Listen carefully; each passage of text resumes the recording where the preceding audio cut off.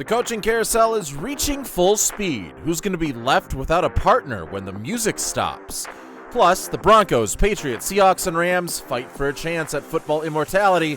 We've got all of that and more on the Grey Duck NFL Show.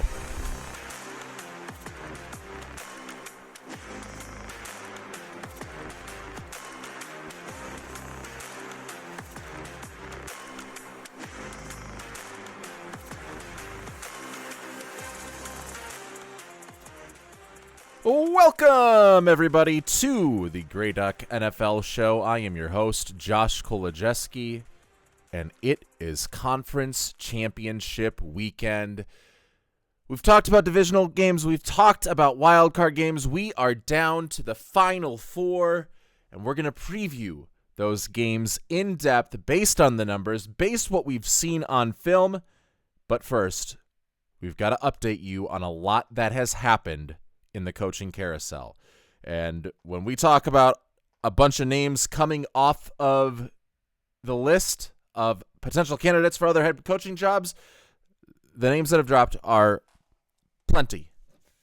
But first, we'll start with something that we called earlier in the week on our last show, on our recap show of the divisional round playoffs, and that was when we called, or I called, for Sean McDermott to be fired from the Buffalo Bills. And ladies and gentlemen, it seems like Brandon Beane and Terry Pegula were listening to this Grey Duck NFL show because Sean McDermott is out as the head coach of the Buffalo Bills. And we explained why I believed that it was a worthy firing, and it was because of the mistakes that Sean McDermott made against the Denver Broncos were just kind of emblematic of every single mistake that he had made in those big spots.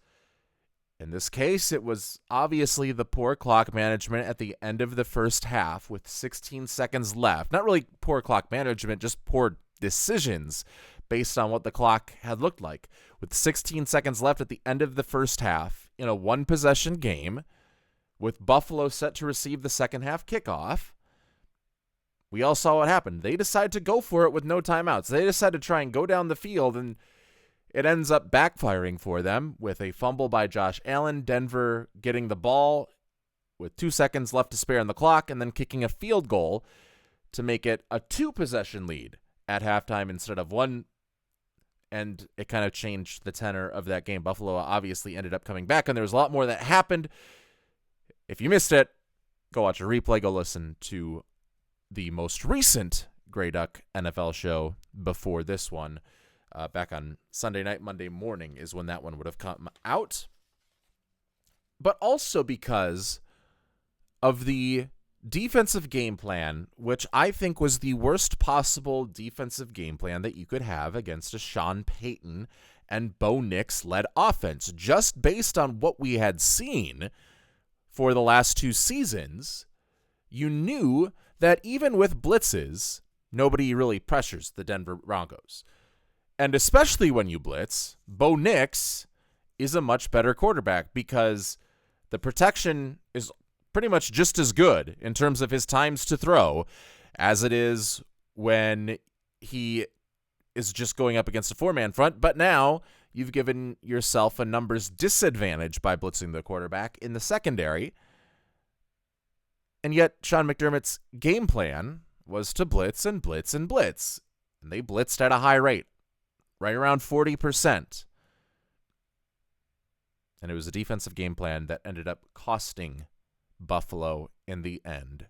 And I think it had just been little flea bite after little flea bite that had led to this conclusion.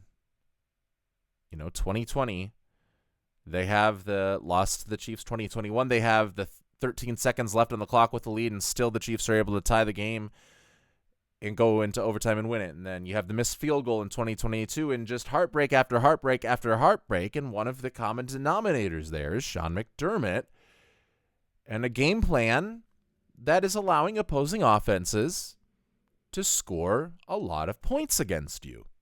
And granted, it is the Kansas City Chiefs, but we've seen his game plan against the Chiefs work in the regular season. And then we saw Sean McDermott just get outclassed in the playoffs. And in this case, it wasn't against Patrick Mahomes. It was against Bo Nix and Sean Payton.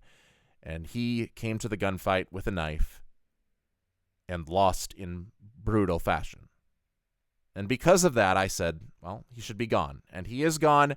He was fired on Monday, first thing in the morning. We woke up to it here in Mountain Standard Time, to the news that he had already been gone while we were asleep, essentially. And now Buffalo became the 10th team to fire its head coach. And I think the last team. I couldn't see any of the 4 remaining teams, obviously, firing their head coach after this. Maybe, Sean McVay, who had been contemplating retirement for a while after his first Super Bowl win, maybe he wins a second and he steps away. But I think it is safe to say there's probably not going to be any more open jobs in this cycle. It was interesting, though, that Brandon Beane was kept around. And not only kept around, but promoted. And I guess I don't know about the ins and outs of Brandon Beane's roster building philosophies. And I mean, yes, we can look at the draft classes. But I mean, speaking from a Vikings fan perspective, even though there certainly have been some misses, there's also been a lot more hits than Kwesi Adofo-Mensah has had since 2022, it seems like. I mean, if you get James Cook in the second or third round, it doesn't matter that Kaiir Elam was a bust at the first round. I think you've gotten probably, when you add it all up, more value from your picks than what those picks are worth at their average and at their median price. Just because of some of the hits you've had in late rounds. And even in this draft, yes, Maxwell Hairston has not played a ton, but he had a couple of interceptions when he did play. And I think the major concern for Hairston was not the talent that he had at the cornerback position, but really the size and how that would affect his ability to stay on the field at the NFL level. And so far it has affected that, but the talent really hasn't been called into question. The main issue, though, with Brandon Beane has been this complete stubbornness to not bring in any capable wide receiver since Stephon Diggs was let go a couple of years ago. And it was probably the right move to let go of Stephon Diggs. We've all seen how big of a cancer he can become once he's worn out his welcome with the team. I'm sure New England's going to feel it in the upcoming years as well. Right now, it's the honeymoon period. It can last for a while, but then things start to sour. So moving on from Stephon Diggs, probably a good move, but it seemed like he was stuck in a Madden 2019 game, Brandon Beane, because he kept bringing in big names from about 6 or 7 years ago. Amari Cooper, Brandon Cooks, guys that would have made your offense look deadly in 2019, but who have shown to be on their last legs at the NFL level. And you just look at the wide receiver core and the weapons that you have put around Josh Allen, and it is laughable. Obviously, a good running back with James Cook, who, by the way, you almost didn't pay and was going to hold out during this offseason and during training camp before finally reaching a deal at the 11th hour. But it's Khalil Shakir, who is a good receiver, but is also a limited receiver. He's the guy you want coming out of the slot. Your ex-receiver is Keon Coleman, who can't get any separation and whose contested catch rate was not great in college, but he made highlight plays and hasn't been anything special at the NFL level. We're probably not even going to mention too much about what Terry Pegula had to say about Keon Coleman in the press conference after Sean McDermott's firing, where he said that, Brandon Beane didn't make that decision, kind of protecting Brandon Beane. Meanwhile, Keon Coleman is still on the roster, and hearing all of that. And if you've been following the NFL at all via social media or other podcasts, you already know that. You already know all of the potential fallout that could happen from that disaster of a press conference. But along with Khalil Shakir and Keon Coleman,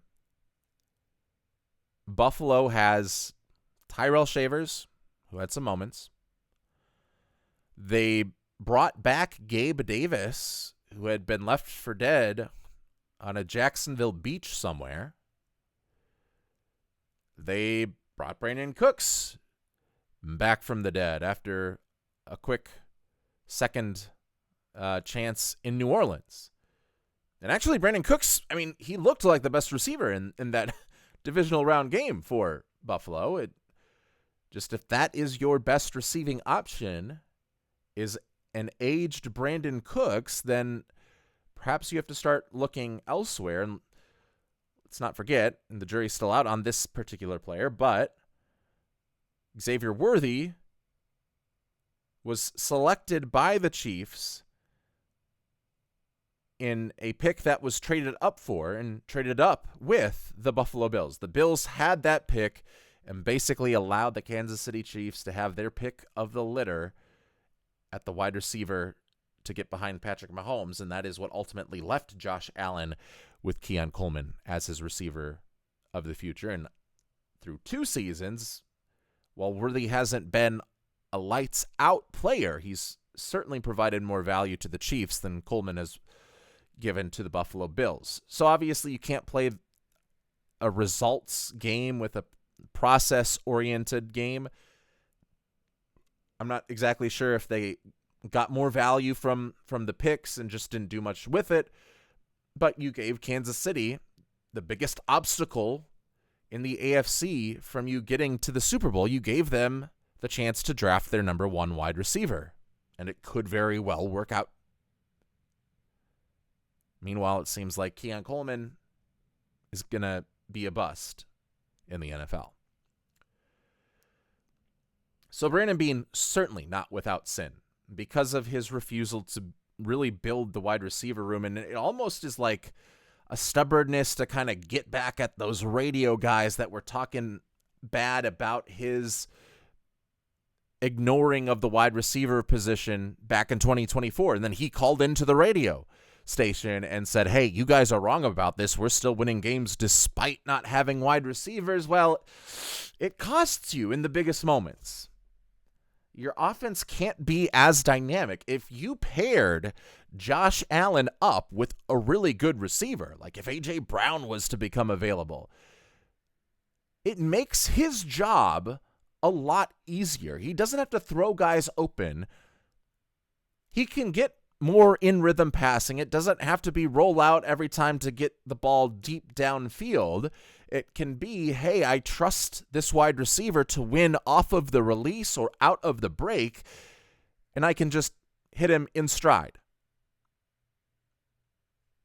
And Brandon Beane never got that for him. So I think Brandon Beane is just as much at fault as Sean McDermott is, and probably also deserved the axe.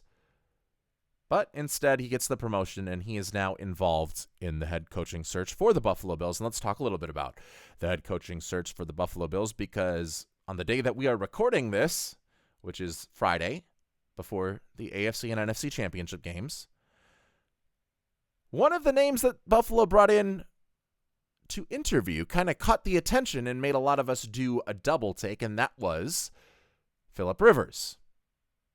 Philip Rivers of the Indianapolis Colts 2025 season somehow.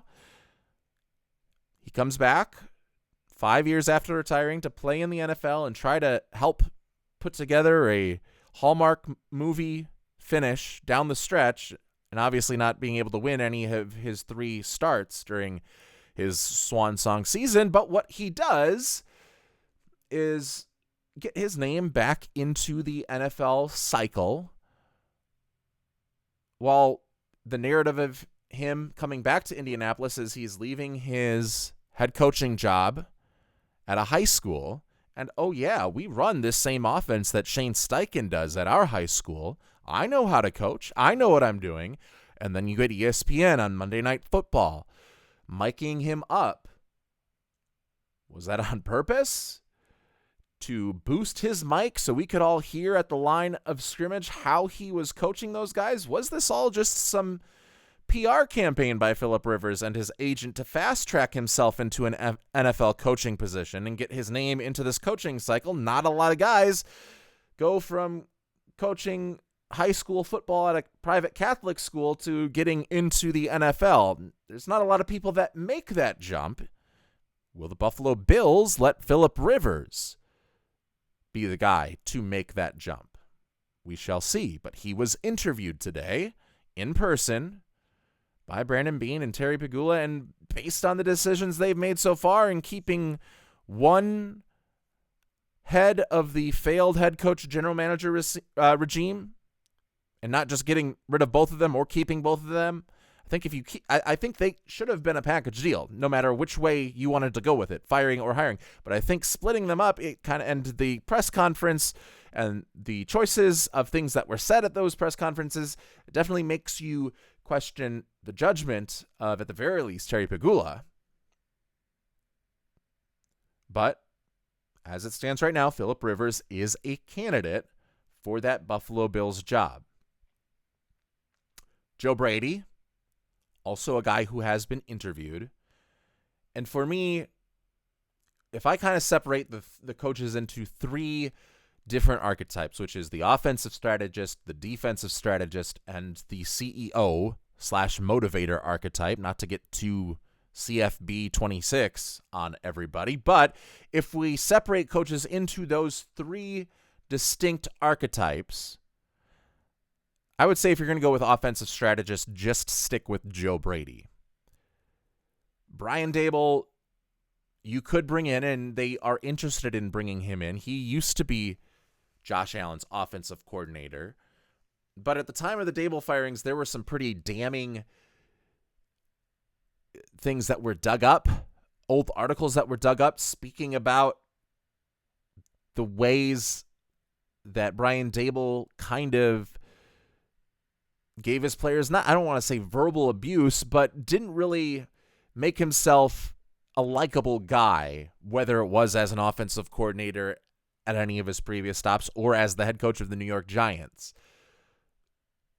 So could that grading personality mismatch with Josh Allen, who has worked with Brian Daboll, but could that shtick get old with Josh Allen? I think you want the guy that he is most familiar with and has the most continuity with right now. And if it is going to be an offensive guy, make it Joe Brady. Do not go to Brian Daboll, and probably don't go to Phillip Rivers. I guess we don't really know, but I would say probably don't go to Phillip Rivers. Don't go to a guy that has only coached at the high school level, despite him being a Hall of Fame quarterback. I don't really think they should go with the offensive type because I think Josh Allen carries the world on his shoulders on offense, regardless of who his offensive coordinator is. He's gone through a number of offensive coordinators with Joe Brady and with Brian Daboll and a couple of others throughout the course of his career. And he finds success with all of them. There's not these distinct Josh Allen eras where he did one thing well with one offensive coordinator, but had a weakness in one certain area, and then he fixed that weakness with another one, but that limited some of his strengths. And there is not that. He has been the same guy through each and every offensive system that Buffalo had under the assistance of Sean McDermott. I think you want someone that can both maximize the defense and make good adjustments to the defense on a week-in, week-out basis, and to a better degree than Sean McDermott did, have a good knowledge of their opponent. And the guy that I think would be best for that is Chris Shula of the Los Angeles Rams, but they cannot interview him until the Rams have been eliminated. So that could be this weekend. It could be after the Super Bowl. And do the Buffalo Bills want to wait that long before coming to a decision? And some birds are chirping that Chris Shula is also the favorite and finalist for the Pittsburgh Steelers who have basically chosen him but are waiting to coronate him until, again, the Rams season is over.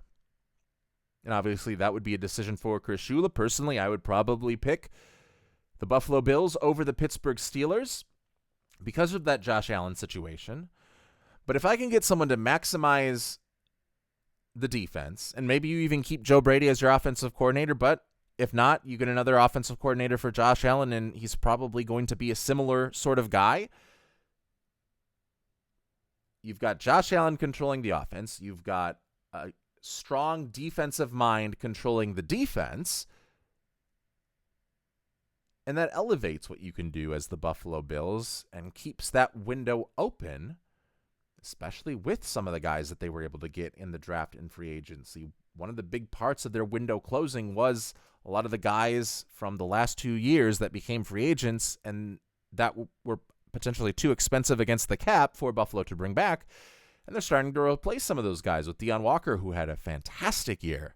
And, of course, they hope with Maxwell Hairston and then Cole Bishop from a year ago. They're bringing in good pieces, and I guess that's a credit to Brandon Beane, and maybe one of the reasons why he still has a job with this team is because he has kind of rejuvenated the players on that defense and helped them weather the cap storm. Now, they still don't have a ton of cap space, but they have a lot more freedom once this offseason hits to get more players, either at wide receiver, A.J. Brown maybe, or bolster the defensive side of the football. I think a lot of that will come down to conversations between whoever this next head coach is and Brandon Beane.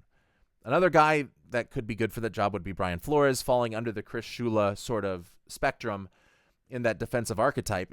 Brian Flores would be a phenomenal choice. I just don't, again, think that there are a lot of NFL owners outside of probably Pittsburgh and the Raiders that are going to hire Brian Flores while he has an active lawsuit against the NFL. Brian Flores, who, by the way, just also re-signed to become the Minnesota Vikings defensive coordinator, a multi-year contract extension.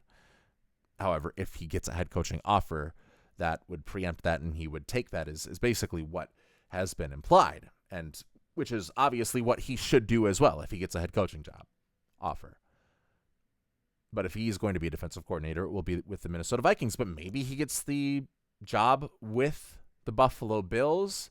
But I think you're running into some sort of the same issues with Brian Daboll, where the grading personalities, and even today, Mike Pettin, who was an assistant on the Minnesota Vikings, went on a Cleveland Sports Talk radio show and talked about not having the best relationship. And didn't really talk about it, but hinted at it through some kind of under-the-table comments saying that he was taking the high road and that they didn't see eye to eye, but you could definitely sense some tension in that portion of the interview that makes us think that, okay, Pettin and Brian Flores did not have a good relationship, so much so that a guy who has built his NFL career on defense in Mike Pettin decided to distance himself from Brian Flores and work on the offensive side of the football for the Vikings in 2025, which was interesting to learn. So you don't want Brian Flores and the personality issues that there have been whisperings that he has had, and obviously with the whole Tua thing, you don't want that to sour with Josh Allen and have your team not really go anywhere in a 3-year window. And now, because of a poor relationship between those two, potentially, it becomes a lot. You've kind of shortened the amount of time after that. You've wasted more of Josh Allen's prime before bringing in a new head coach.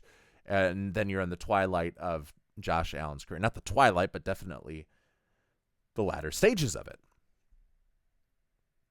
So maybe Brian Flores isn't the best bet, and you just stick with Chris Shula. I also thought Jesse Minter would be a good possibility here, but Jesse Minter is now off the table. He is one of 5 head coaches that have already been hired.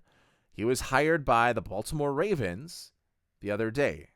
So he is from the Harbaugh coaching tree, whether that is Jim Harbaugh or John Harbaugh. He was an assistant under John Harbaugh. He was the defensive coordinator.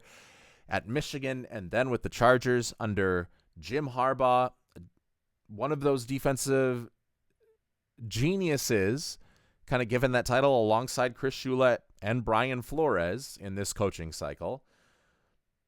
And he's going to get the opportunity to coach the Baltimore Ravens. So,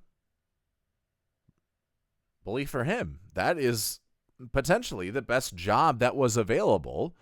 Maybe Buffalo, you could argue, after that became open, but it will be his job, and he will get to work his magic on a defense that has a lot of names, but that didn't live up to its potential in 2 years under Coach Orr.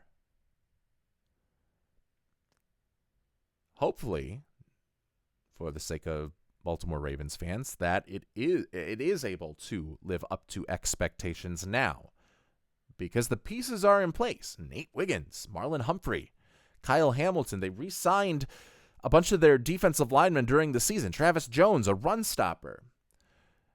You've got Kyle Van Noy to rush the passer. Now you're going to get a decently high draft pick in a draft class that has some fine defensive players that perhaps could fall to you. Alohi Gilman is a free agent. You're going to try to bring him back so that Kyle Hamilton can stay where he is at his strongest, and that is as the box safety. But a lot to work with for Jesse Minter. Then bringing in a good offensive coordinator keeps Lamar Jackson running at a fully functional level. So a great hire there for the Baltimore Ravens in bringing in Jesse Minter, a guy who they obviously already were familiar with, and a guy that the previous head coach was familiar with as well, and was probably the biggest name in terms of non-retread head coaching candidates. Like, obviously, Kevin Stefanski, John Harbaugh, all those guys are probably, and Sean McDermott even now, probably bigger names altogether. But if we're going just from a pool of first-time potential head coaches that are currently assistants, I think Jesse Minter's name was probably at the top of the list going into the season and then throughout this season. And wouldn't you know it, the team with the most attractive opening ends up getting that head coach. The Miami Dolphins also have a new head coach, and that is Jeff Halfley of the Green Bay Packers. I thought this was an interesting decision because you are going on the defensive side of the football. You are pivoting from having an offensive guy in Mike McDaniel to now going to the defensive side. Obviously, they've kind of been going back and forth with that, with Halfley, McDaniel, Flores, Gase, back and forth all the way until now. And it's just the pendulum swinging from one side to another. And they bring in Jeff Halfley, who has been the defensive coordinator of the Green Bay Packers. And I thought if they were going to go with defense, that the favorite would have been Anthony Weaver for a couple of reasons. First of which, Anthony Weaver, with the Dolphins this past season, did not have a lot to work with. Had a defensive line that early in the season could not stop the run, but a defensive line that improved throughout the course of the season. The more time they spent with Anthony Weaver. Kenneth Grant, who was lost out there, started to make strides towards the end of the year of becoming a competent NFL player. And it was a defense that overperformed when you take into consideration the lack of name value, the guys out there.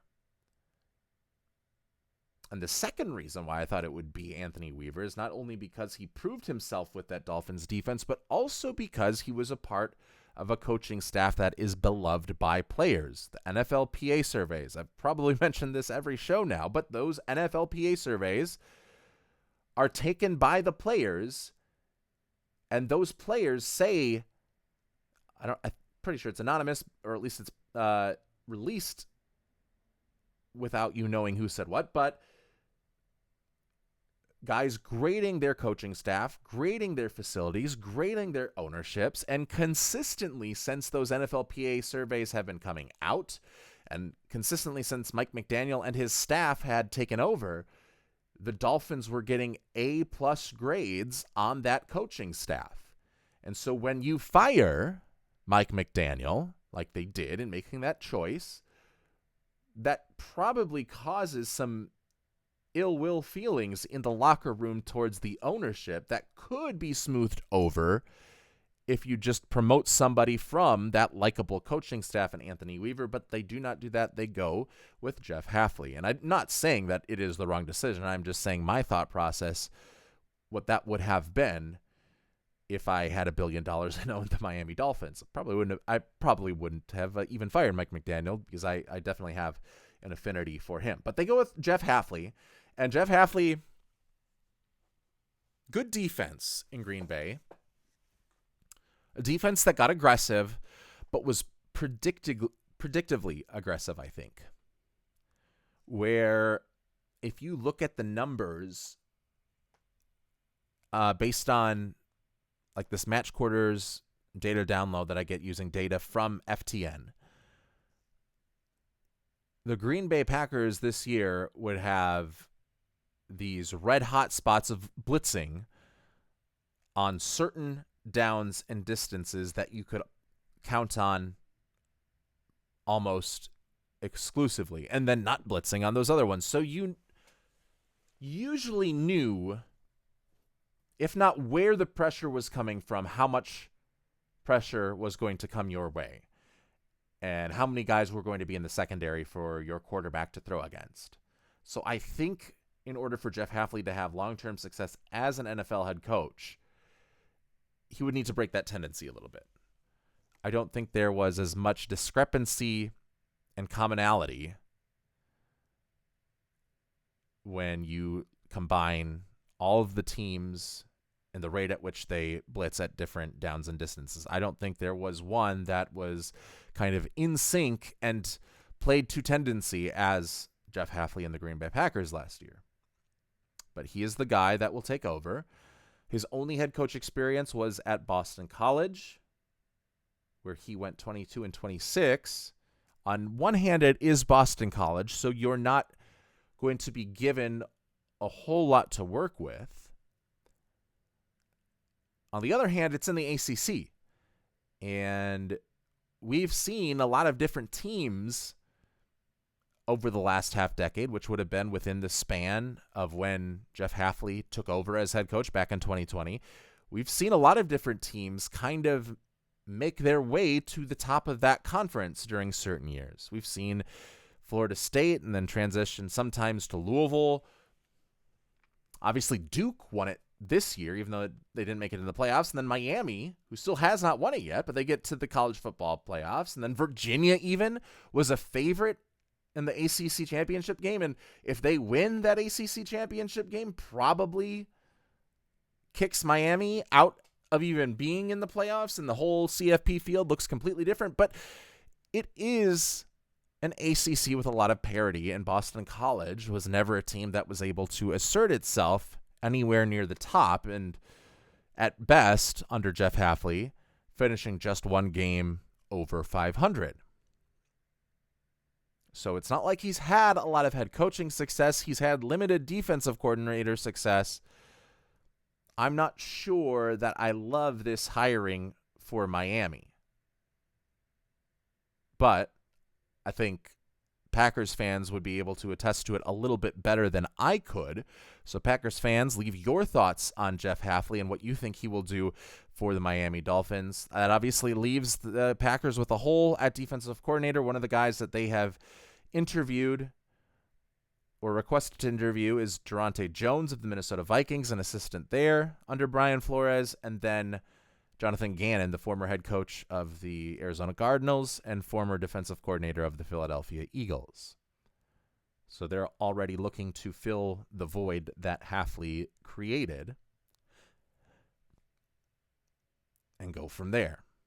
What do you think about the Dolphins and the new head coach of the Baltimore Ravens? You can drop those in the comments as well as we get to our final head coaching hire. We've already talked about Kevin Stefanski and John Harbaugh in the previous show, but the final coaching hire since the last time we talked is the Tennessee Titans bringing back a retread head coach, and that is Robert Saleh. Good for Robert Saleh, man. I love this move. And you'll get a lot of Jets fans and Jets folks that will tell you that it did not go well with New York. And maybe that's true, but most of the time you had Zach Wilson as your quarterback. A decision that I don't think Robert Saleh had a huge hand in. And then you had 6 games total of Aaron Rodgers before you were let go, and Jeff Ulbrich was promoted. Yet there was a lot of success that Robert Saleh had there. And there was a lot of success that he showed in San Francisco this year. During his time with the New York Jets from 2022 until his firing in 2024, Robert Saleh's defense was either first, second, third, and fourth, when you add it all up, in every major advanced EPA statistic, DVOA statistic. The New York Jets were in the top 4 in all of those categories. And then you saw what happened the year that they don't have him or Jeff Ulbrich. And that is just a complete disaster on both sides of the football, even with a seasoned defensive coordinator coming in to be your head coach. 0 interceptions all season long. And yeah, turnovers are not only skill, but also a little bit of luck, and depending on the quarterback to make misreads against some of your confusion. And sometimes it's just the quarterback making really bad passes. Sometimes it's pressure. There's a lot of different reasons why interceptions happen that aren't always 100% defensive playmaking. But even so, you expect to get some interceptions throughout the course of the season. And in fact, every single NFL team that has ever existed until the 2025 New York Jets had gotten at least 1 interception throughout the course of a 16-17 game season. So Robert Saleh leaves. The Jets become a disaster. Robert Saleh goes to San Francisco for a second stint there this last year. And despite injuries happening every single week with Bosa, with Fred Warner, with the rookie Mikael Williams, a defense that just became decimated, also losing Hufanga in free agency, Drake Greenlaw in free agency. We saw him stitch together great defensive game plan performances after great defensive game plan performances to, at the very least, give San Francisco a chance in pretty much every game that they played in the 2025 season up until the 41-6 loss to the Seattle Seahawks. But even then, you were on to Garrett Wallow, who up until a month ago, I don't know if any of us had known. And then Eric Kendricks as your inside linebackers. Eric Kendricks, again, who was good, but has aged significantly since he was last good. He was on the downward path when the Vikings got rid of him. So there wasn't a lot to work with, and yet the defense overperformed with San Francisco, and now that's the guy that the Tennessee Titans are getting. And one of the things I talked about was having a good plan in place for offensive coordinator. Probably good that you're not handcuffed to Nathaniel Hackett because of the whole Aaron Rodgers situation.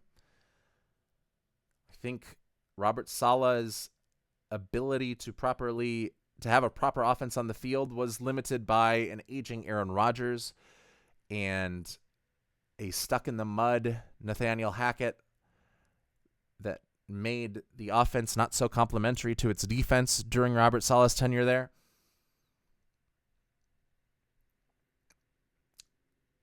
He's going to bring in his own guy. He's not going to bring in Nathaniel Hackett.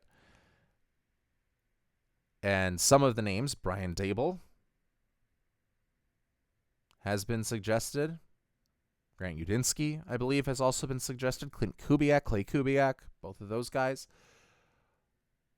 are all potential offensive coordinators for the Tennessee Titans. But not only that, he also has an idea deeper within the staff of like a quarterback's coach or a position coach on the offensive side of the ball, so that if the offense has tremendous success early on and an offensive coordinator gets poached, he has the successor already in mind. So maybe learning from, I don't even know if this was a mistake he made while he was with New York, but potentially building on his experience, knowing what will help him out the most as seasons progress. And he's going to have a lot of good pieces. Well, not a lot of good pieces. He's going to have some good pieces on his defense. You've already got Jeffrey Simmons, might be the best defensive tackle in the NFL. You've got Tavondre Sweat next to him as a nose tackle, eats up space, can stop the run, commands double teams. And you have the 4th overall pick. So even if, obviously, number 1 is going to go Fernando Mendoza, the quarterback. But even if number 2 and number 3, the Jets and the Cardinals, both go defense, you're still going to have a good guy. You've got, just looking at it right now, 3 perennial all-pro players, at least projected, and that I really like, on the defensive side of the football. You're going to get one of those guys, Arvell Reese, Caleb Downs, or Ruben Bain. And those are guys at each different levels. Like if you can get Ruben Bain and pair him next to Jeffrey Simmons, your defense can turn around really quick. And a lot of what plays out behind that front 7 becomes a lot better. Same thing with Arvell Reese. And then Caleb Downs, to me, is the second coming of Bob Sanders, honestly. Reads every play well, is physical, is fast, is athletically gifted, and just does everything you want from a safety, much like Bob Sanders did during the healthy portions of his career with the Indianapolis Colts. So I do like Robert Saleh's future with Tennessee, and I think you've got yourselves a good head coach to pair with what you hope is a franchise quarterback, a guy that showed some of that arm talent, but also had some inconsistencies. I think what is going to be key there is the offensive coordinator that ends up working with Cam Ward, and we'll probably see that within the coming weeks. So those are all the head coaches that have been hired. Really quick, places without guys are the Arizona Cardinals, the Pittsburgh Steelers, the Las Vegas Raiders, the Cleveland Browns, and then Buffalo, whose job just opened up earlier in the week. They've obviously begun that hiring process, and we talked about Joe Brady and Phillip Rivers have been the guys that they have interviewed. For Arizona, they have one guy right now that has taken more than one interview, that has moved on to the second round of the interview. Does that mean he is the favorite right now? I am not sure. Maybe they're waiting for some of these other rounds to finish up so that they can interview some guys from these very successful Final Four teams. But the only guy that they have interviewed twice so far is hotshot defensive coordinator in Jacksonville, Anthony Campanile. That would be a good move. From Pittsburgh, they've interviewed a couple of guys twice, Anthony Weaver, Brian Flores, but the rumors are right now, they've also interviewed Mike McCarthy. He's become a favorite for the job. The rumors right now, based on both insider reporting and also the Vegas odds, is that Pittsburgh is just waiting for Los Angeles's run to end, whether that is with a Super Bowl victory or not. But they are waiting for that run to end so that they can interview and hire Chris Shula as their next head coach. Meanwhile, the Las Vegas Raiders, much like the Cardinals, also only one guy that has been interviewed twice. That is Ejiro Evero, the defensive coordinator for the Carolina Panthers, a guy that really has been a hot up-and-coming name since I remember he was listed as one of the defensive coordinator options for the Minnesota Vikings in 2022. A guy with a unique system that brings in a lot of looks. I think that could be a definite good look for the Las Vegas Raiders. But he is the one guy that they have interviewed twice as of our time recording this. Buffalo hasn't interviewed anyone twice, and then Cleveland has interviewed their defensive coordinator, Jim Schwartz, twice, Grant Udinski, the offensive coordinator of the Jacksonville Jaguars and alleged quarterback whisperer. And then they had also interviewed Jesse Minter twice before he dropped out. Mike McDaniel also dropped out of the running to be the Cleveland Browns head coach and still is looking for head coaching jobs, but has decided that he does not want to be in Cleveland. And that's probably, a good, smart choice for him. But if he does not get a head coaching job, will be the offensive coordinator of the Los Angeles Chargers next year with Justin Herbert. Drew Petzing is going to be the offensive coordinator of the Detroit Lions. And then Vic Fangio disciple Christian Parker is going to Dallas to be the defensive coordinator there. He was their defensive backs coach, so helped develop Cooper DeJean, Quinyon Mitchell, and made Adoree Jackson not look terrible a lot this year, or as bad as he could have looked, I guess, and had a lot of say in the match coverage system that Vic Fangio has liked to run in the most recent iterations of his defensive system. And then Eric Bienemy is back with the Kansas City Chiefs. They've basically gone Nagy, Bienemy as their offensive coordinator over the last, almost decade. Matt Nagy, who was at one point the favorite for the Tennessee Titans job for God knows what reason. And then they get Robert Saleh instead. And Nagy now, it seems, has lost the spot that the Chiefs decided not to save for him at the table. And he's just left barren right now. Nowhere to go for poor Matt Nagy. Those are your coaching updates. It is a busy carousel. It is a fast carousel, but it was necessary that we talked about all of these before we got into the meat and potatoes of this episode of the Grey Duck NFL Show, and that is Championship Sunday. While Divisional Round Weekend might be the best weekend of the year altogether, Conference Championship Sunday is second to none, second to not even the Super Bowl. It is my favorite weekend. You get the final taste of football without having the glam and I don't want to say the watered down version, but the Super Bowl certainly is a watered down event made to be more palatable in its presentation to the masses.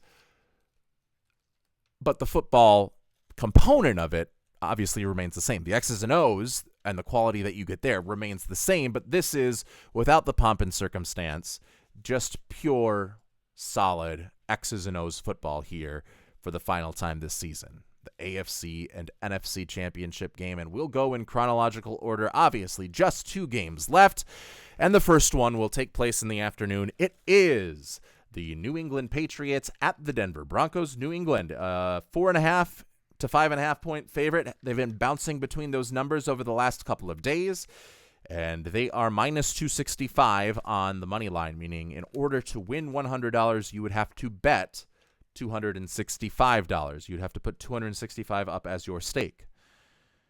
And let's talk about that, because I think the chances that Denver has in this game are a lot greater than they are being given credit for. Let's talk about the New England offense first, though, before we get into the Jarrett Stidham of it all. It is a Patriots offense that is led by the guy that I would have as my MVP, in Drake Maye, but in the playoffs has been a little bit uneven against some good defenses, but uneven nonetheless. Just 3 scoring drives against Houston, and then had some troubles moving the ball against the Chargers until finally starting to pull away in the fourth quarter. But it hasn't been this consistent, continuous machine-like offense that we saw at points, especially towards the end of the season. It's still a very good offense, though. You put up 21 points against the Houston Texans. I think a lot of it has to do with the competition that they went up against and the defenses that they went up against, but Denver is also a very good defense, one of the best in the NFL. I would probably go Houston, Seattle, and then Denver. as my top 3 defenses in the NFL. So you're not getting much of a reprieve from last week. You're still facing a tough team that can bring a lot of pressure against you. And unlike with both the Chargers and Houston, there's not really a fatal flaw defensively, although maybe we saw a little bit last week. But the Chargers were shell coverages preventing you from getting over the top. Getting pressure with 4, if we can. I don't think they got a ton of pressure with 4, but they did get some pressure and were able to get Drake Maye a few times. The Chargers are sometimes susceptible to big plays on the deep shots, also bring pressure with 4, but are going to smoke out most drives more often than not. And New England played into both of those strengths and or weaknesses of their opponents, where against the Chargers they were taking long drives, some that wouldn't even end in points and would end in punts, but at least getting a bit methodical because they knew they wouldn't be able to take up the top off of the defense. And then against Houston, taking advantage of the times where there were opportunities to take the top off of the defense. Some long touchdown passes and long plays by Drake Maye.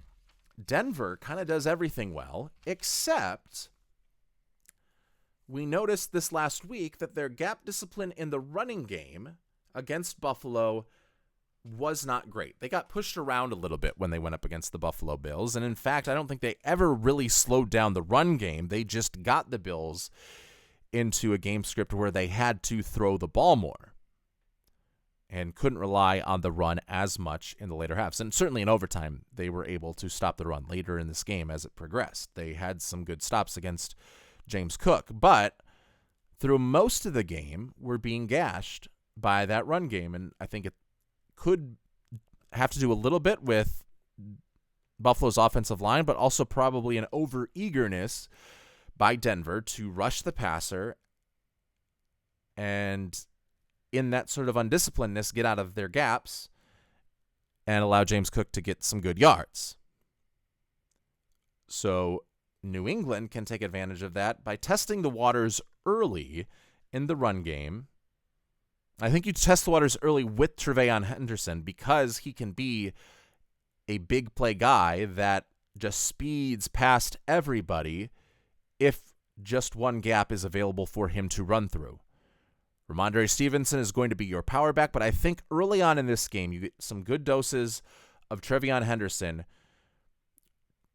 to see if Denver has improved with its gap discipline or if they still have some of the issues that they had against Buffalo. And obviously, if it seems like, okay, they've shored all of that up, you kind of shift gears a little bit. But if not, then you've got yourself a good starting out point throughout the rest of the game and can put yourself into a good position going up against a backup quarterback that hasn't started a game in the NFL since 2023. Regardless of how well you run, obviously you are going to have to pass in this game, and one of the dangers is going to be Nick Bonnito coming off the edge.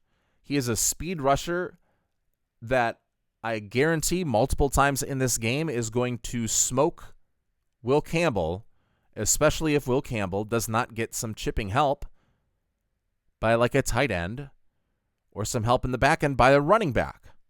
So because he's going to get off the ball so quickly, kind of like Will Anderson was able to a lot last week, that puts Drake Maye in his probably most vulnerable position when throwing the football, and that's not taking shots. He doesn't seem to throw a lot of interceptions.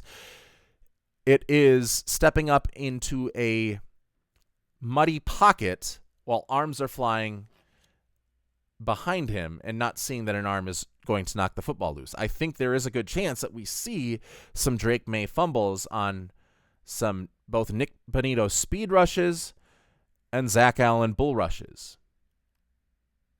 So you have to be careful there. You have to take into account that risk and try to slow Nick Bonnito up, obviously with some screens, obviously with some shorter passes, which they did against Houston, but those did pick up positive yards, but typically were not on the drives where they ended up scoring their points. but it can at least prevent some of the pressure early in that game if you are throwing screens and working on some of that quick passing game. And if you can neutralize that earlier in the game, that gives you, it puts Denver more on their heels later on and maybe suppresses their will to be so ecstatic at rushing the passer because, they're just thinking, oh, he's going to get the ball out very, very quickly. But along with the quick passing game, you need your running backs to pass protect. This is not going to be a game where you can get Trevion Henderson out into a receiving lane or Ramondre Stevenson. Obviously, I think Henderson a little bit better in the receiving game, but Stevenson no slouch, certainly. And Trevion Henderson was the best pass blocker in the 2025 running back draft class. But even so, took some time to get on the field because it still was, the pass blocking was still not up to par at an NFL level. And then once Antonio Gibson went down, he got a lot more reps and has improved steadily on his pass protection in identifying and putting his body up there, and had some good pass protection last week. But you're also going to have Ramondre Stevenson, I think, more often than not on third down because, at least per the PFF grades, he is the third highest running back at pass blocking in the NFL. So Nick Bonnito comes off the edge. You can kind of have Ramondre Stevenson peering over to that side to see if he can help out Will Campbell. You can also get, again, Hunter Henry to chip. Morgan Moses might be able to hold his own against Nick Bonnito, but still not completely sure about Will Campbell. And then another thing that I want you to do if you are the New England Patriots on offense is using Trevion Henderson in earlier downs, Ramondre Stevenson on third down, which kind of flips the script on how they've used those running backs throughout most of the season. Getting the quick game and the running game going early. And then second, third, fourth quarter hits. We're going 11, 10 personnel, folks. 3 wide receivers, 4 wide receivers, classic college spread offense.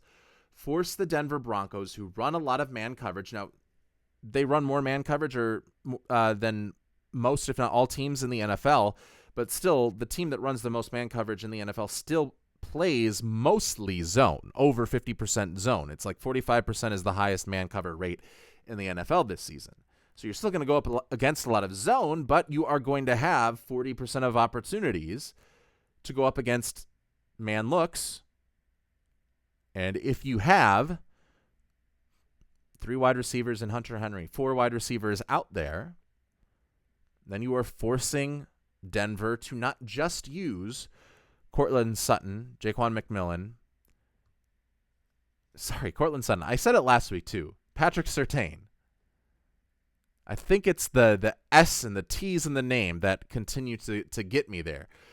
Patrick Surtain II, Riley Moss, and Jaquan McMillan. Those guys are going to be out there a lot whenever you have your 3 wide receiver sets. If you can get a 4 wide receiver set or split Hunter Henry out wide some of the time, I think that forces Jahdae Barron, who had an up and down season. It forces some other players to get onto the field or move safeties like Hufanga, who's great in the box, into a more pass coverage role, which can be more of a weakness for Hufanga. Still has good reps at it, but is not his ultimate strength. Mac Hollins on the injury report is back, so you have the weapons now. You can put a lot of Mac Hollins sets with Kayshon Boutte, Demario Douglas, and Stephon Diggs, and kind of let Denver pick who they want to match up against, and use a lot of mesh, use some slot fade, use a lot of different route concepts that take advantage of man coverage. Running back mesh traffic is one. Having a trips set where the guy on the outside is coming right across the middle right away, and that creates traffic for the outside cornerback when they're in man coverage. Use a lot of those sets, spreading out the defense, forcing them to declare, because it's going to be easier when you're in man coverage, when they're in man coverage so much, to see what the matchups are going to be, forcing them to declare essentially how many rushers are going to come, making the pass protection easier to decipher for Drake Maye and for Garrett Bradbury on the offensive line, and giving yourself a fighting chance against that pass rush. And then hopefully, if you're continuing to pass, continuing some of those times getting the quick game, some of the times just going deep downfield, you are wearing out that pass rush that is taking 3 steps and boom's ball is out, or is just constantly going up against a mobile quarterback that can roll out, trying to chase him down, and you start to bring fatigue into it a little bit more in Denver. And I know obviously the Broncos are probably a little bit more used to the high altitude, but still the thinning air is going to have more of an effect on the defense than it does on the offense. So spread offense, get Drake Maye moving to the outside. Another thing that will do when you go spread 4 wide receivers, or again, Hunter Henry is one of the wide receivers. When you can spread that out, is you're going to give yourself better leverage to get to the outside, because you're not going to be dealing with as muddy of a box in that front 7. So being able to get to the outside, being able to roll out and force those pass rushers to chase you for longer than they are used to. And then late in the game, delivering those knockout punches when maybe their pass rushing ability is not at its peak anymore because of how often they're chasing Drake Maye around in the pocket for 10 seconds. And you also want to get a lot of those sets to be unbalanced, like trips. You don't want just 2x2 sets all the time. You can use 2x2, but I think you can get a lot more against man coverage when you go unbalanced with some 3x1 sets, because in those sets you can also see, are they playing man coverage or zone coverage, or at least are they showing that? But it becomes harder to disguise when you're spreading the offense so much, and that makes Drake Maye's job a little bit more easy as the game goes on, because you are limiting the processing power that he has to put in his mind towards trying to decipher the defense pre-snap, and makes it a lot easier on him. And then post-snap, he can put more of his mental fortitude into those processes. That is what I think the game plan keys for the New England Patriots are. Now, if we move on to the Patriots on defense, my advice would be the same advice I gave Sean McDermott before he was fired. Do not blitz. I know it's not Bo Nix. It's still Sean Payton. It's still a guy that is begging you to do it, that wants you to be aggressive, that hopes that you are frustrated by rushing 4 and getting no pressure because his offensive line is so good that you will fall into a trap and send extra rushers, and that is when he strikes. It is a trick that every defensive coordinator that has gone up against the Denver Broncos the last 2 years seems to have fallen into, that they get so antsy to create the pressure that they are not getting early in the game that they just start losing their minds and pulling their hair out and going blitz, blitz, blitz, blitz.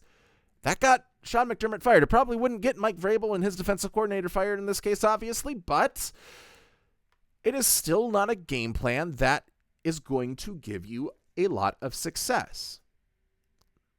Instead of blitzing, run your simulated pressures. And that's going to be a little bit different than what New England has done over the course of the first 2 games of these playoffs, in that they have blitzed at high rates against both Houston and the Chargers. The caveat there is, though, that New England seems to this season up their blitz rate against teams with bad offensive lines and bad passing offenses under pressure, and then to decrease that against some other teams. They have not just blitzed at a high rate all season long. It seems like, at least right now, based on the numbers, if you go game by game on the next gen pro stats on the pro.nfl.com,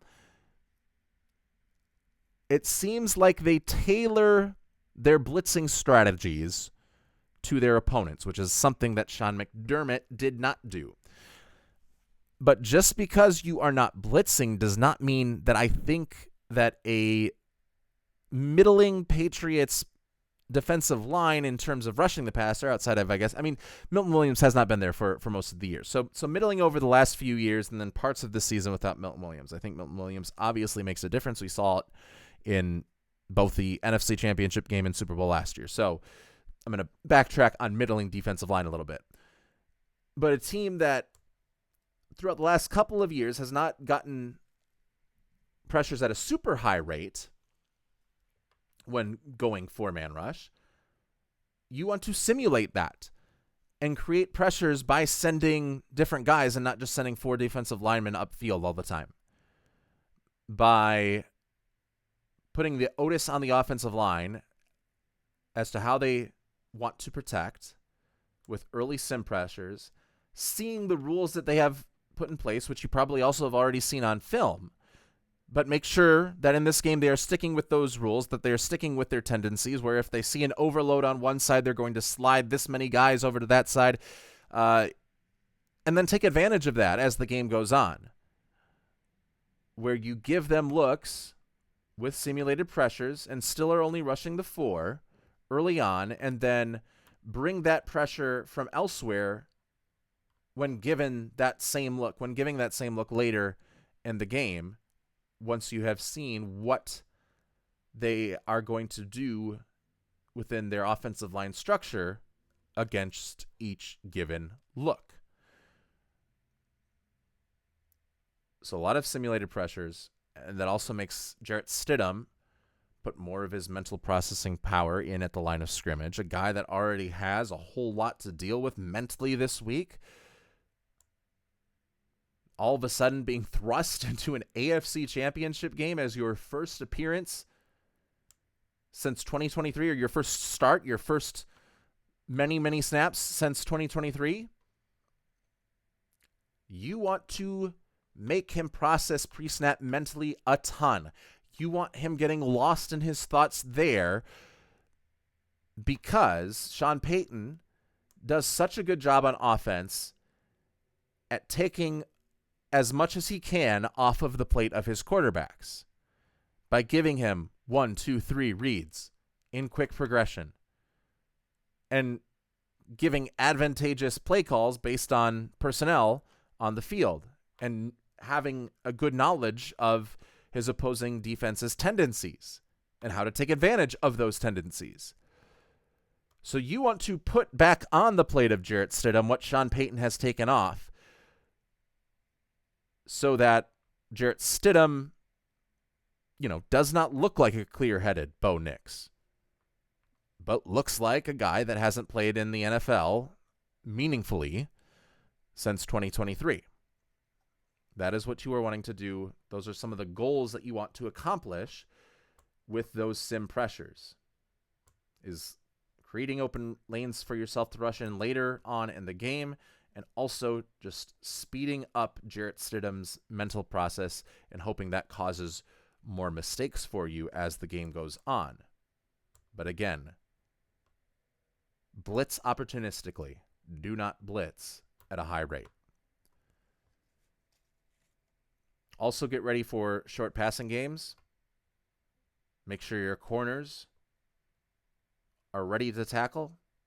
I would play a lot of cover 2, where you can get Christian Gonzalez, Carlton Davis in the flats right away, because a lot of that short passing game is going to come to that side and that they can fight off those blocks. And if you go into man coverage, where if they get it blocked, it's going to be a 45-yard touchdown, and Jarrett Stidham just had to make a 3-yard pass. I would do a lot of the cover 2. I would, at the very least, keep cornerbacks or linebackers in flats throughout the majority of this game. And that kind of aligns with some of the split field looks that New England likes to give and a lot of the zone coverage that they play. But I think the best way to beat Jarrett Stidham is to give him that vanilla coverage while presenting deceptive fronts. Because if you get that vanilla coverage, it's going to take a lot of that short passing crutch that he can go to out of the game when his processes get sped up by the deceptive fronts and deceptive blitzing looks that you are giving him at the line of scrimmage that create that sped up mental process. That is the game plan for the Patriots defense to have success, and I think they need to execute it. I don't think you can go in here expecting to waltz into the Super Bowl if you're on that Patriots defense, because Jarrett Stidham is a baller. Sometimes he's not, but when he is on, he is a baller. Like, I was looking through some of the film, all of the stuff that is available on the All-22 on pro.nfl.com, on NFL Pro. I don't know why I say it like pro.nfl.com. NFL Pro. And that goes back to 2022. So we're seeing about 5 or 6 starts. We're seeing about 200 snaps of Jarrett Stidham dropping back. There's some money throws in there. There is certainly a lot of arm strength. I would say he has more arm talent and arm power than Bo Nix. So can attack with deep plays, perhaps with more efficiency than Bo Nix. And one of those throws that I saw was him being hit as he threw it, firing it against a cover 2 to the middle of the field, splitting both of the safeties, and then Darren Waller just was not, this was when he was with the Raiders, Darren Waller was not able to come up with the catch. But it was like 55 yards down the field. It was a rope. And kind of the same throw that Josh Allen had open to him in the divisional round when he threw his first interception because he was late with it. Jarrett Stidham was not late with it and was able to make that throw. So one of your takeaways from the podcast, Jarrett Stidham more recently can make that throw better than Josh Allen can. Please don't take that away from this podcast. If that's the only thing you take away from this podcast, then I am ruined. Because I do not think that Jarrett Stidham can make that throw more effectively than Josh Allen, but he has, at times, at least once, made that throw more effectively than Josh Allen. And I think you want to take advantage of that. I think if you are going up against New England, you're expecting New England to get ready for the Bo Nix offense, which is a lot of screens, a lot of flat stuff early before taking the top off of the defense once you've seen how the defensive backs are going to adjust. And once you can kind of dictate the coverages so that they go in to put themselves at a more ample tackling opportunity that allows more than opportunities over the top later in the game, I think you want to reverse that and go Stidham big chunks early against split field looks, some high-low stuff so that it's one read. He's reading off of one player, one linebacker, one safety, a lot of flood. So you're getting him into different levels of the field on one side of the field. He's not having to scan the whole thing. He only has to scan one side of the field. And really, he's just seeing where the safeties and linebackers are playing vertically and throw it to one of the 3 guys that is not well covered. And then dagger. Some dagger concepts, which is when you bring the slot receiver just on a fly route deep down the field. He basically just clears out space, opens up the middle for the outside receiver to come in with a deep dig, a deep in route. I want a lot of that early in the first quarter if I am Sean Payton, giving Jarrett Stidham easy-ish concepts, but concepts that show that, yes, Jarrett Stidham still has a live arm, and you have to respect that. Because I think if you just go screen flat out of the backfield to RJ Harvey, I don't think you're going to get the advantages later on in this game, where I think if you force them back, it makes Jarrett Stidham's job the rest of the way a whole lot easier. And those are good route concepts to run against a lot of the split field stuff that New England likes to bring if they are not, if they're not sticking to a country cover 2, like I said, could be an option for them when we were talking about the Patriots' defensive keys. If they are going with their traditional sets, those are some route concepts that take more off of the plate for Jarrett Stidham and also allow him to get big chunk plays early and then work with the entirety of the playbook as the game goes on and as you've gotten those defensive backs on their heels. It also gets Stidham in rhythm, gives him confidence if he's hitting those. Obviously, if he's not hitting those, then the confidence starts to spiral a little bit, but I think you're in danger of that regardless to if you are throwing short or throwing deep over the middle or intermediately over the middle. You don't want to play too tight here. You want to get Jarrett Stidham rolling because I don't think Jarrett Stidham can roll for the entire game, but if you can get out to a big enough lead and play kind of keep away football a little bit more, I think that those screen flats later in the game will play themselves to Stidham and the Broncos offense to their advantage. And it also opens up the running game, which for whatever reason, they only ran their running backs 10 times last week against Buffalo for 41 yards. But get R.J. Harvey and Jaleel McLaughlin going again. Hope that you can do that.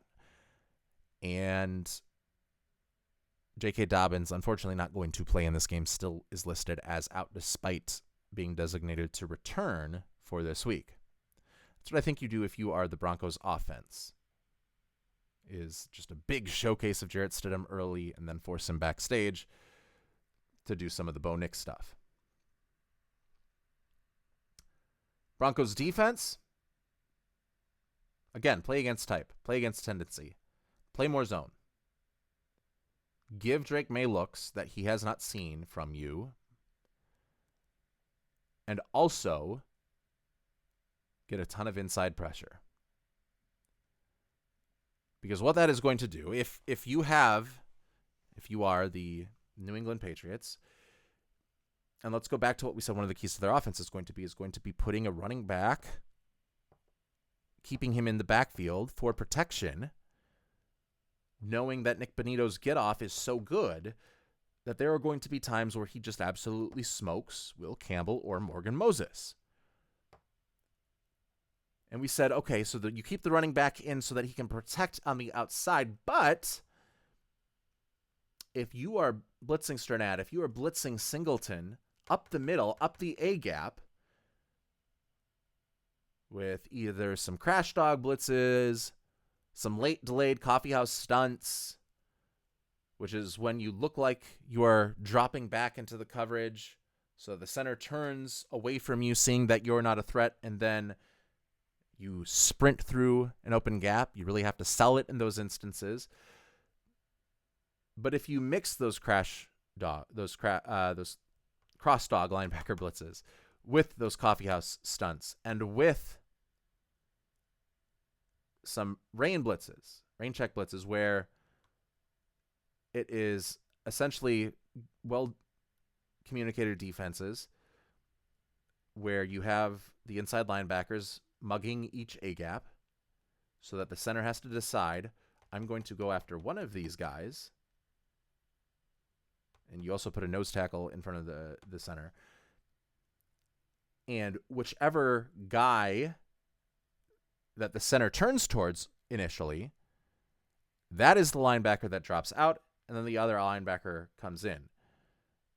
Create open lanes doing that, because now you cannot have your running back, Stevenson, Henderson, whoever it is, you cannot have them protecting the outside.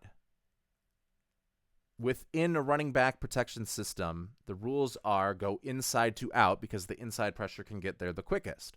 So you are forcing now Ramondre Stevenson or Trevon Henderson, when they are in pass protection, to stay occupied on the inside, leaving Nick Bonnito in more one-on-one situations against Campbell and Moses on the outside. And those are matchups that I like in favor of Nick Bonnito more often than not. And then obviously if Henderson or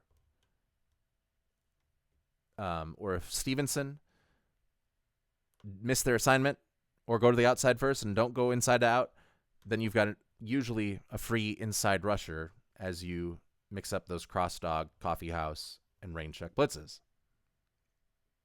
So I want to see a lot of that. A lot of mugging linebackers by Vance Joseph's Denver Broncos to complement the pass rushing abilities of Nick Bonnito and Zach Allen and Jonathan Franklin Myers and all of the studs on the defensive line for the Denver Broncos. And yeah, I think that is the key, because you need to get pressure on Drake Maye. The only way to slow him down at all is getting a pressure and forcing those turnovers that Houston was able to get last week. And I think that Denver is able to do this. I have been debating back and forth, and this could look completely foolish.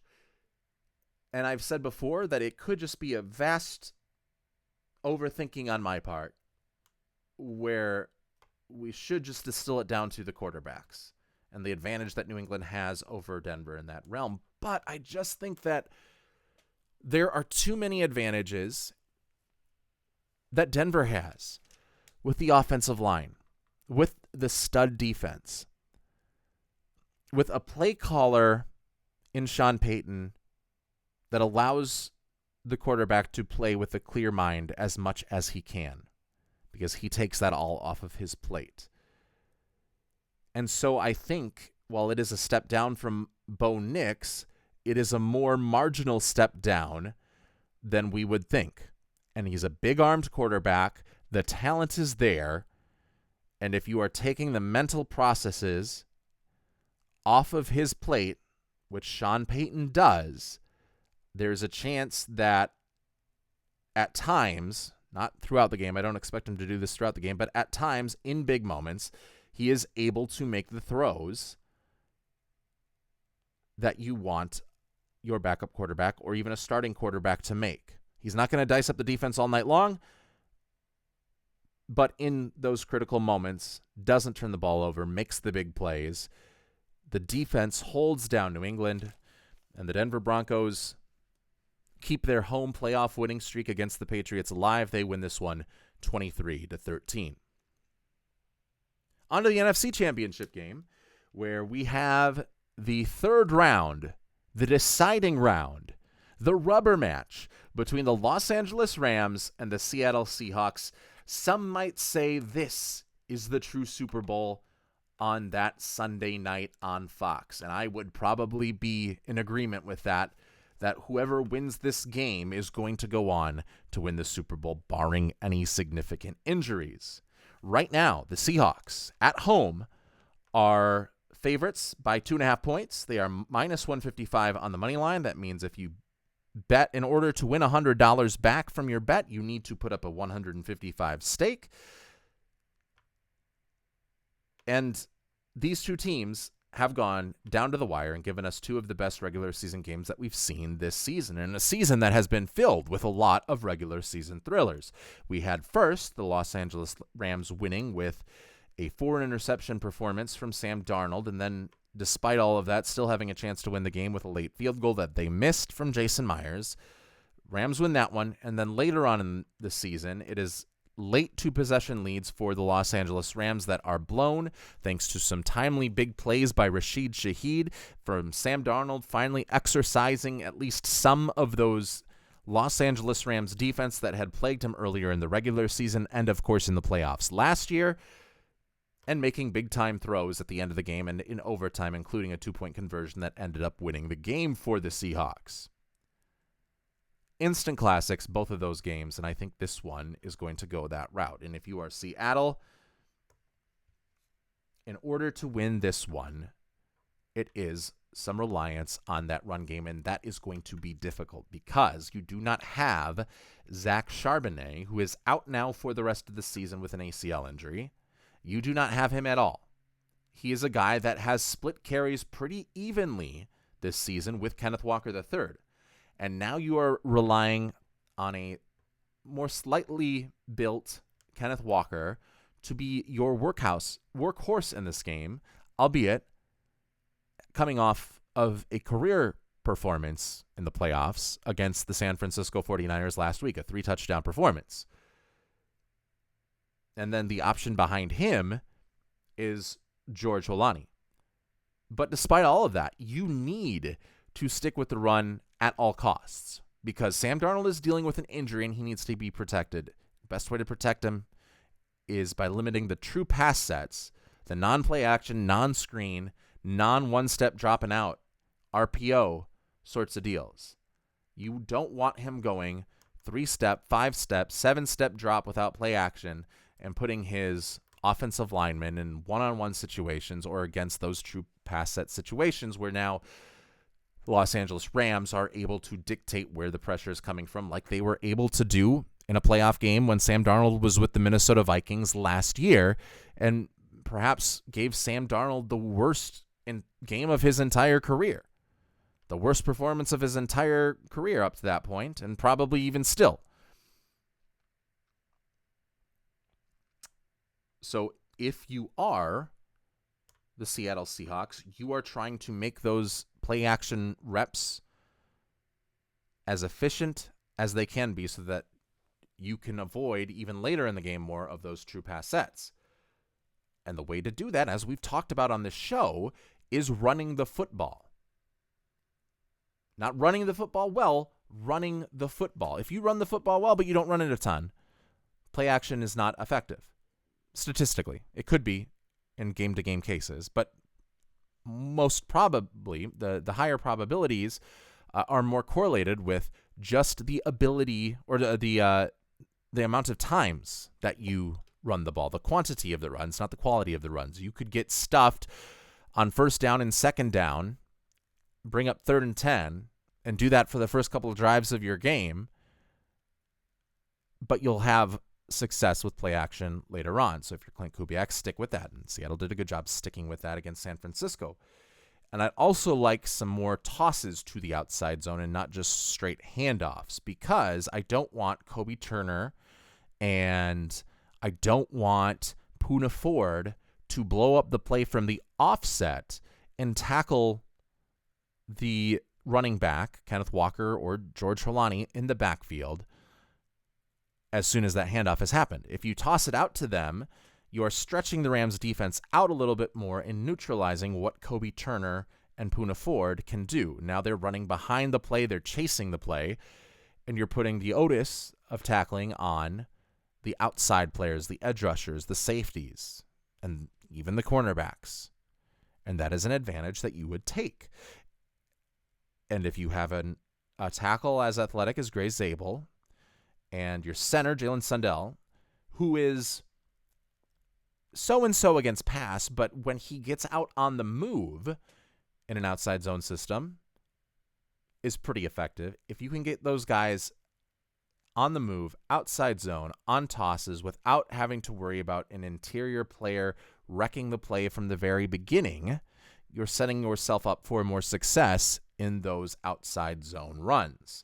And you can also use one of the best blocking wide receivers, the pre-Puka player, that was Cooper Kupp, as a guy on the field to be both a receiving option for you in those times where you choose to go for play action, but he had been used a lot this season and a lot during his time with the Rams as a fullback when going up against the run, a lead blocker or even a wham blocker to take out an edge rusher coming in on the backside. So I think you're going to see a lot of Cooper Kupp, not because it's going to be some Cooper Kupp revenge game, but because you are putting your cards in the middle against Los Angeles and saying, we are going to run the ball, we are going to put all of our weapons out there to make us most effective, just beat us in this run game, which we have wanted to make our strength all season. It all came to fruition last week.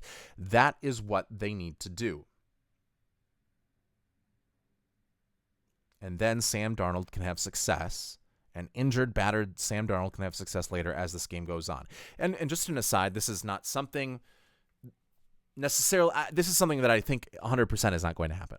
And it is something that I'm not even sure would be that effective if it were to happen. But if you are needing to spell someone, for Kenneth Walker, if you're needing to use someone to spell Kenneth Walker, to keep him into a more manageable sort of touch count, and now not having Zach Charbonnet, but maybe you don't want to rely on George Holani. And if football were a movie this season, there were some hints in training camp that, we've got some good Jalen Milroe packages. We can get to the goal line and we can use some Jalen Milroe stuff. You have that weapon available to you if you are the Seattle Seahawks. Again, I don't think they're going to use it in the NFC Championship game, and I'm not sure that it would even work because when they used it in early parts of the season, granted in a very limited sample size, it did not work. But if you can get Jalen Milroe in some of these wildcat formations and give the Rams a different look, interesting things could happen. And I really like Jalen Milroe as a runner. And I think he has an arm so that you can kind of go Ronnie Brown against the Patriots in 2008. And maybe lull them into sleep with some of these zone reads, have everyone crash up, and then you get an open receiver, and Jalen Milroe, throws a 65-yard touchdown to a wide open guy that ends up being the difference in this game because of some of the plays that had been set up earlier. That is more of a pipe dream on my part, but I just want it to be known that Juwan Jennings is a hoe, but also that the Jalen Milroe experience, if it happens, it was called here first on the Grey Duck NFL show. For Seattle's defense, play more man coverage. They love playing split field safety zone. They love going with palms. They love going with quarters on one side with palms on the other with their dime sets. And they have great cornerbacks with Josh Jobe, Reek Woolen, Devin Witherspoon, Nicky Manwari, who is a jack of all trades, pocket knife sort of guy, ultra utility knife. He can do a lot for you as a corner, as a safety. But we need some more man. Because the Rams are at their best offensively when they can use your coverage rules against you. And they did that effectively against the Carolina Panthers. And I think even as good at communicating and as good at reading their keys and playing their reads correctly as the Seahawks team is, better than anyone else in the NFL at doing that, and coming off their best game doing that against Brock Purdy and the 49ers last week, I still think Sean McVay and Matthew Stafford can use your coverage rules against you. And we saw Puka Nacua have big games against Seattle twice. It didn't matter that this was a really good secondary all season long. Puka Nacua was still able to tear them up. So I want some man coverage. I want Puka Nacua taken out of the game with bracketed coverage, which means you might be playing a lot of cover one. And that might not be something that they're used to, but you have the personnel to pull it off. You have the big corners with Josh Jobe. You can put him one-on-one with Davante Adams with the safety help over the top if it gets to that point. But Davante Adams, who's been a great red zone threat and still has a great catch radius, but wasn't as much of a threat in the intermediate parts of the field or in the 20-20 areas of the field. That was more of Puka Nacua's time to come alive. So you put Josh Jobe on to Davante Adams. Follow him around all night. You put Devon Witherspoon and Nick Emanwari bracketing opposite sides of Puka Nacua. Two guys excellent in coverage. Matthew Stafford's still going to try to target him, but at least making that window tighter and making that contested catch that he just always seems to make anyway that much more difficult. And then you're going to put Reek Woolen on the tight end, Colby Parkinson. When they go out, and like they did against Carolina, they put one tight end on one side of the formation with three receivers on the other side. The coverage rules of most palm and quarters systems would say, okay, you put your cornerback that is on the outside, man on man, no matter what, against that outside tight end. And they did that to waste J.C. Horn against Colby Parkinson on one play back in the wildcard round, and that opened up Puka Nacua coming out of the backfield for an easy touchdown against a safety. But if you are playing man, and you are not necessarily, even if you are in split field sort of coverages and playing palms, you are not putting your number one guy on to Colby Parkinson when you see him split out no matter what, and not wasting Devon Witherspoon in those instances. Although I think there's a lot more talent around Seattle secondary completely than than what Carolina had, even though Carolina still had a good secondary. And don't let them play their little games that they like to use to manipulate coverages, then you make things a little bit more difficult. And you don't make Puka Nacua an automatic go-to because you're just double covering and harassing him all throughout the game with your two best coverage guys, while leaving a pretty solid coverage guy of his own in Josh Jobe on the other big-time receiver. And then obviously don't blitz.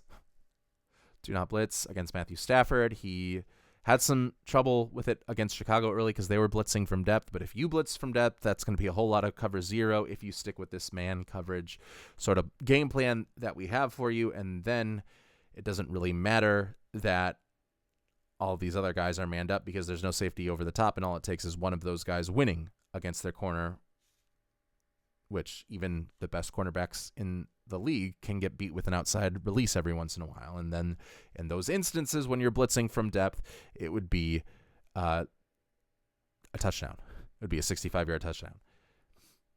So just don't blitz. Don't do what the Bears did at all, because their success came from depth coverage blitzes, and when they blitzed from their second level instead of their third level, that is when Matthew Stafford hit Puka Nacua on a key third down in overtime on just a simple little hot route. He is the best at doing that in the league. It used to be Aaron Rodgers. Now it probably still is Aaron Rodgers on the hot route throws because he gets it out so quick. But Matthew Stafford is also up there on the hot route throws. This also keeps Nick Emmanwori in the box against the run. By the way, the Seahawks against the run, again, they don't manipulate their personnel packages, so the Rams go into the 13 personnel with the 3 tight ends. It's not going to affect what the Seahawks do personnel-wise on the field, and they're still able to get success against you with Byron Murphy and Leonard Williams all coming up and making plays. So defensively, it is man coverage. Bracket Puka Nacua. Do not blitz. And hope that Byron Murphy, it's a good bet, but hope that Byron Murphy is able to get some interior pressure and that a 4-man rush is able to do it against a solid Los Angeles Rams offensive line, but not like but one that has Rob Havenstein coming back after being out for a while with an injury. And it's his first game for a while if he ends up starting it, or it's a backup tackle opposite Alaric Jackson. So that would be my game plan defensively for the Seattle Seahawks. Then moving on to the Los Angeles Rams. I've got written down duo with your 13 personnel. Do not do what you did against the Chicago Bears and run 13 personnel like 5% of the time. 13 personnel, inline tight ends. Now you have 8 guys on the line of scrimmage against a Seattle defense that is not going to match personnel no matter what, and have shown that they're not going to match personnel no matter what. And the reason they show that is because their guys can win so many one-on-one matchups, and their linebackers are great at reading, getting to their gaps, getting to their run fits, and slicing in to make tackles. But with duo, you are double teaming every single man that is on the defensive line, that is on that first level, and then just waiting for Kyren Williams to read the linebacker and try to force the linebacker to go into one gap before cutting over to the last second to the other gap, so that he is now getting blocked out of the play, getting by the double team as well. Take advantage of the number advantage that you will have with Seattle's refusal to match personnel. And go duo. You've got 8 guys on that offensive line against 4 guys on the defensive line, 2 to a man. And then Kyren Williams, it's up to him to manipulate the second level defenders. And that makes the running game go a lot more if Kyren Williams and Blake Corum can do that successfully. And they've been pretty good at doing that as one-cut backs that have some power to them. And if you have the number advantage, that again opens up more play action for Sam Darnold. And then, assuming Seattle does what they've done through most of the year and play more zone than man, and not going with the Grey Duck NFL show Game Plan LLC, copyright 2026, if they don't do that and stick to their tendencies, then go into that manipulation game with unbalanced sets, Puka in the backfield, Puka against not Devon Witherspoon. Line him up where he's not going to be going up against Witherspoon or even Worry. Put tight ends on the outside against Josh Jobe, so now he's just kind of doing nothing. He's out of the play because they're not going to throw to a tight end one-on-one against Josh Jobe no matter what. It's a no-win scenario. Isolate a tight end against an outside corner and manipulate the coverages after you've established the run with those duo runs or some, other plays like blast and some lead plays. But that is the bread and butter of the Los Angeles Rams, are those man concepts in the running game. If you do that, I think you have a lot of success, and I think you play the game on your terms. For the Rams defense, really clog up the middle. Go with that tight front, that bare front, which is within the scope of what they typically do. And just play that game. Puna eats double teams. Kobe Turner eats double teams. Bring in some of those rain blitzes that we were talking about earlier with your inside linebackers so that you can take advantage of a weak pass protecting middle that the Seahawks have. And if that sounds familiar, that's what the Rams did against the Vikings in the playoffs last year with Sam Darnold, is flooded the middle, sometimes with simulated pressures, sometimes with just cover zero blitzes, where everyone's locked into man-on-man coverage and everyone who's not is blitzing the quarterback. Flood that middle so that you can get by Anthony Bradford and Jalen Sundell and Gray Zabel, who's a good pass protector, but is a better run blocker, and make Sam Darnold make the same mistakes that he did in the first matchup between these two teams and in the playoff game from last year, by getting that pressure there before he has a chance to think, and then he's going backwards, and now he's throwing off his back foot while fading away and doesn't have a receiver, and just everything goes wrong for him. Take advantage of the weakest part of the Seahawks offensive line by using the strongest part of your defense with that first and second level, those front seven players. I think Chris Shula is able to do that. Chris Shula is a guy that goes game by game with his game plan, that doesn't have one set system that he goes to no matter what, but adjusts week to week and is very good at making those adjustments. And if you can do that, force Darnold into those early mistakes, then the run game does not matter. And that is where Seattle is at its weakest. They want to be at their best with a run game in the outside zone. They have not been at that a ton this season, but if they get to that peak, they are difficult, if not impossible, to stop. So if they get to a point where the run game is just demolishing the Los Angeles Rams, it won't matter if they are able to get the pressure against Sam Darnold up the middle, but vice versa. If they get the pressure early on Sam Darnold and force him into mistakes, the run game reps later on in the game when the Rams are more tired will not matter as much, because you would assume that they already have a big enough lead and those runs are not coming as often, even if they are efficient. So I think the Rams flood those middle gaps. I think they force Sam Darnold into some mistakes and they get the win against the Seattle Seahawks, 24-19. It ends with Seattle in the red zone and a strip sack. Jared Verse beats Charles Cross and gets Sam Darnold to end the game and send the Rams to the Super Bowl, where we have the only possible Super Bowl iteration based on these four final teams that has not happened before. Seahawks Patriots, Seahawks Broncos has happened before. Rams Patriots has happened twice. But Rams Broncos has never happened, and it will be Jarrett Stidham and Matthew Stafford 2 weeks from Sunday playing for everything in the Bay Area. Those are my thoughts on this weekend's game. Both of this weekend's games. Let me know what you think in the comments below.